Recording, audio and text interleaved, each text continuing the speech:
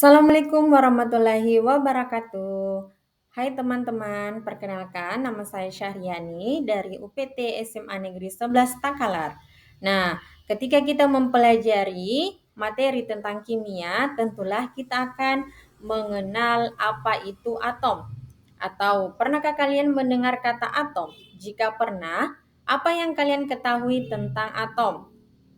Nah, atom merupakan partikel terkecil penyusun suatu materi. Sedangkan apa itu materi? Materi adalah segala sesuatu yang menempati ruang dan memiliki suatu massa. Contohnya, meja, buku, gas LPG, tumbuhan, hewan, dan manusia. Nah, atom juga sebagai penyusun alam semesta. Kita ambil contoh pada gas LPG yang membentuk C4H10 atau butana yang mempunyai 4 atom karbon dan 10 atom hidrogen. Dan air membentuk H2O, 2 atom H atau hidrogen dan 1 atom O. Kita dapat lihat di slide terdapat sistem periodik unsur. Nah, unsur-unsur ini terdapat di alam. Nah, sekarang apa perbedaan antara unsur dengan atom? Unsur adalah bentuk paling sederhana dari suatu zat, sedangkan atom adalah bagian dari unsur tersebut. Kemudian kita ambil contohnya pada asam cuka, yaitu CH3COOH, di mana mempunyai unsur C, H, dan O.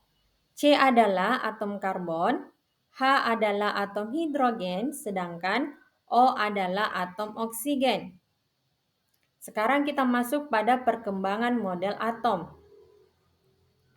Dimulai pada tahun 1803 oleh John Dalton, yaitu menemukan model atom Dalton.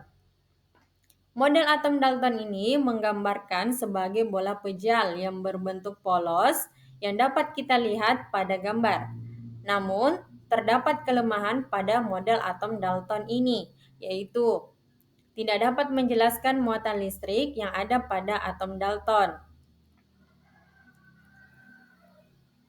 Kemudian, diperbaiki oleh Thomson pada tahun 1897, yaitu model atom Thomson. Model atom Thomson menggambarkan model atom seperti roti kismis, di mana atom sebagai bola pejal yang bermuatan positif, ternyata terdapat elektron muatan negatif yang tersebar pada permukaannya. Namun, terdapat kelemahan, yaitu tidak dapat menjelaskan susunan muatan positif dan muatan negatifnya atau elektronnya yang terdapat pada atom tersebut. Kemudian diperbaiki oleh Rutherford pada tahun 1910, yaitu model atom Rutherford. Model atom ini menggambarkan model atom seperti yang kita lihat pada slide, di mana di tengah terdapat inti atom yang bermuatan positif dan kemudian terdapat elektron yang mengelilingi lintasannya. Terdapat kelemahan pada model atom ini, tidak dapat menjelaskan mengapa elektron bergerak pada lintasan ini, tapi tidak jatuh pada inti. Karena jika elektron mengelilingi inti, pasti akan membutuhkan suatu energi. Jika energi ini habis, maka akan jatuh ke dalam inti. Kemudian, dari kelemahan model atom Rutherford, maka diperbaiki oleh Niels Bohr pada tahun 1913, yaitu model atom Niels Bohr. Model atom Niels Bohr menggambarkan model atom seperti yang kita lihat pada layar, di mana terdapat inti yang bermuatan positif dan terdapat elektron yang mengelilingi inti. Perbedaan dari Rutherford yaitu elektron yang menempati lintasan tidak akan berpindah, ia akan tetap pada lintasannya, sehingga tidak ada energi yang terbuang, yang menyebabkan elektron jatuh ke inti, kecuali elektron ini berpindah ke lintasan yang lebih tinggi, maka akan membutuhkan suatu energi. Sedangkan ketika elektron turun pada lintasan yang lebih kecil, dia akan melepaskan energi sehingga tidak akan jatuh ke dalam inti. Terdapat kelemahan pada model atom Niels Bohr ini, yaitu tidak dapat menjelaskan spektrum hidrogen, tidak dapat menjelaskan spektrum atom yang memiliki elektron yang banyak. Ia juga tidak dapat menjelaskan di mana elektron yang sesungguhnya. Nah, terakhir, model atom mekanika kuantum, yaitu pada tahun 1923 sampai 1926 oleh Louis de Broglie dan Erwin Strong Jr.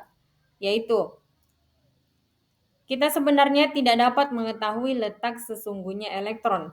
Kita hanya mengetahui peluang ditemukannya elektron yang disebut dengan orbital. Nah, dari perkembangan model atom ini, maka muncul partikel penyusun atom. Nah, pada gambar kita dapat lihat terdapat inti dan juga lintasan. Dalam inti terdapat proton yang bermuatan positif dan neutron yang tidak bermuatan. Sedangkan dilihat pada lintasannya terdapat elektron yang bermuatan negatif. Nah, setelah kita melihat dari slide ini, semoga teman-teman dapat mengerti dan semoga ilmu ini dapat bermanfaat untuk teman-teman. Terima kasih. Wassalamualaikum warahmatullahi wabarakatuh.